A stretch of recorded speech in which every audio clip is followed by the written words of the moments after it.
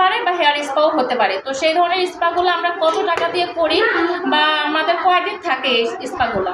সাধারণত আমাদের স্পাগুলো ওয়াশ করার পরেই চলে যায়, তাই না? ওয়াশ করার পরে কি হয়, আমাদের আগের চুলটা যেরকম নর্মাল ছিল সেরকমই হয়ে যায়। তো আমরা ওই স্পাগুলো কী করি, 1000 থেকে 1500 টাকা পর্যন্ত আমরা হেয়ারের স্পাগুলো করে থাকি। তো এইখানে যদি আমরা যে স্পাটা এখন করছি সেই স্পাটা যদি আমরা কিছু সামান্য টাকা বাড়িয়ে আমরা 3 মাসের জন্য স্পাটা করে ফেলতে পারি এবং এই চুলটা স্ট্রেট হয়ে যাবে, আপনার 80% চুলটা স্ট্রেট হবে এবং শাইনিং করবে, গ্লাসি হবে এবং চুলটা স্ট্রেট থাকবে। এটা আপনার কালার হেয়ার হোক, ড্যামেজ হেয়ার হোক এবং নর্মাল হেয়ার হোক, ভার্জিন হেয়ার হোক, যে কোনো হেয়ারই হোক না কেন, কোনো রকম সমস্যা নেই, আপনারা যে কোনো হেয়ারে কিন্তু এই ট্রিটমেন্টটা করতে পারবেন। যেখানে আপনারা 1200 টাকা দিয়ে একটা স্পা করতে পারছেন, এখানে আর সামান্য কিছু টাকা দিয়ে কিন্তু আপনারা 3 মাসের জন্য একটা স্পা করে ফেলতে পারছেন।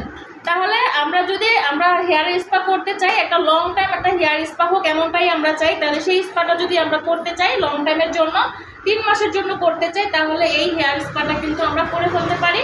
এবং এই হেয়ার স্পাটার একটা স্পেশাল নাম আছে, যেটা হচ্ছে লাক্সারিয়াস স্পা। আপনারা যারা লাক্সারিয়াস স্পাটা করতে চান তাহলে এই ট্রিটমেন্টটা করে ফেলবেন। 3 মাসের জন্য আপনাদের হেয়ার স্ট্রে করবে এবং চুলটা অনেক সুন্দর একটা ট্রিটমেন্ট হবে, অনেক সুন্দর একটা ভালো রেজাল্ট হবে। টাটা।